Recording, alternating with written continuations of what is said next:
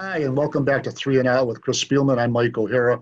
Once again, brought to you by the good people of Comerica. And Chris Spielman, a different ending this week. The Detroit Lions break the two-game losing streak this year, 11 in a row since last year, 26-23 win on the road over the Arizona Cardinals on a 39-yard field goal by Matt Prater as time expired.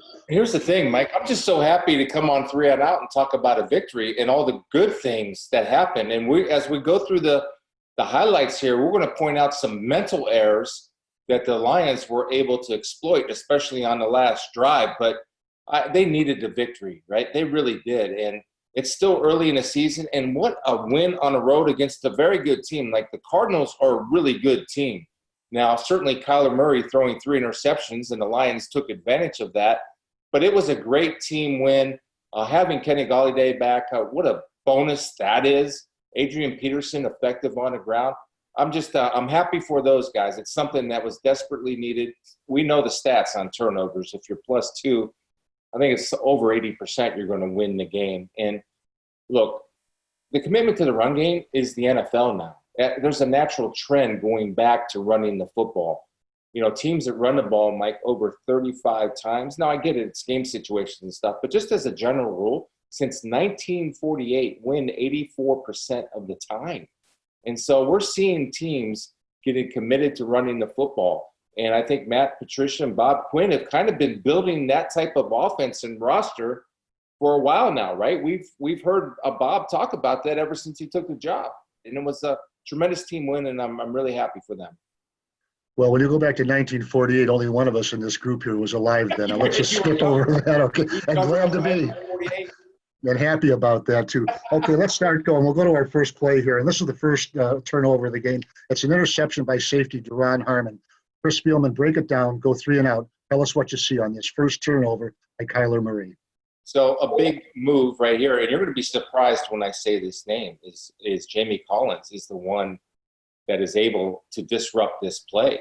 He forces the high throw.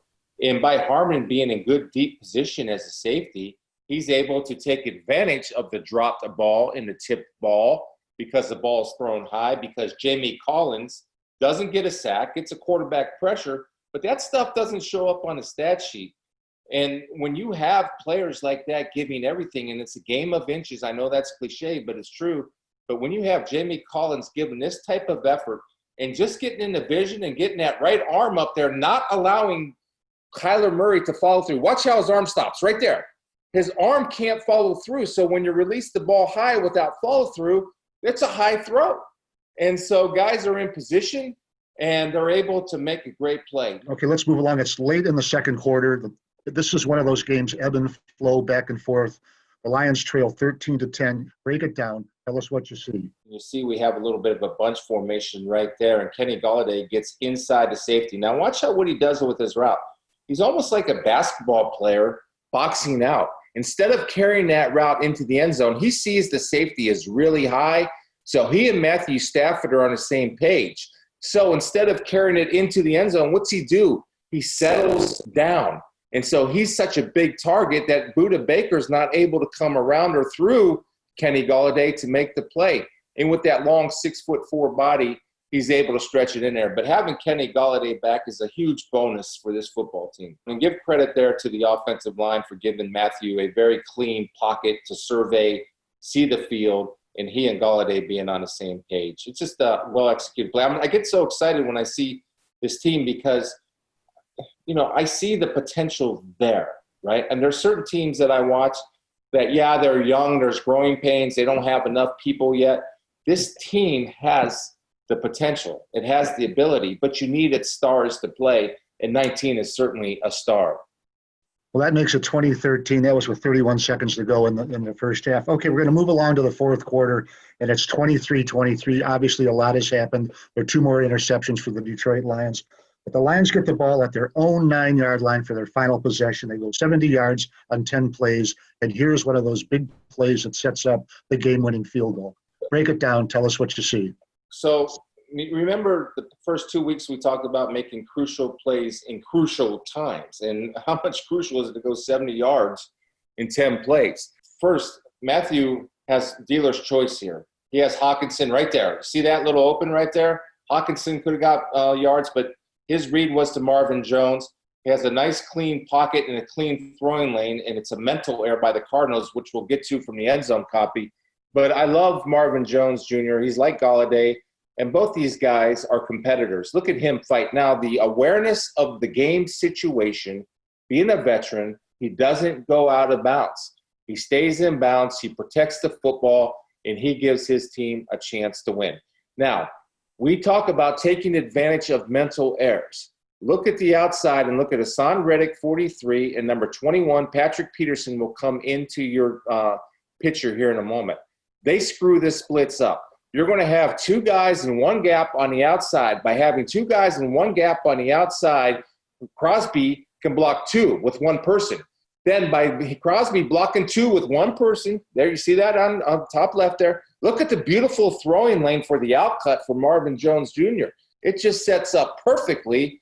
And, Matthew's pretty accurate with the football when he has that type of vision, that type of clean pocket with nobody at his feet. A mental error by the Cardinals. Lions take advantage of it. Lions win.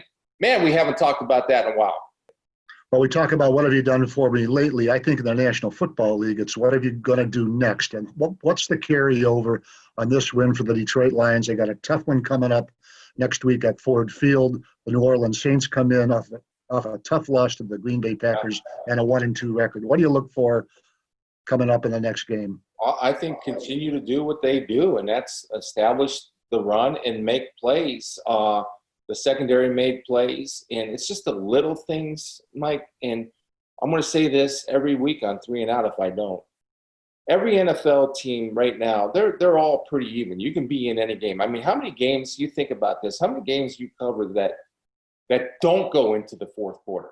Not many, right? It's the last 10 minutes of the fourth quarter and making plays. And so they just got to keep and hang on there. And for them to get a win like this, I think it can do wonders for them mentally. Now, can they take advantage of it? I hope so.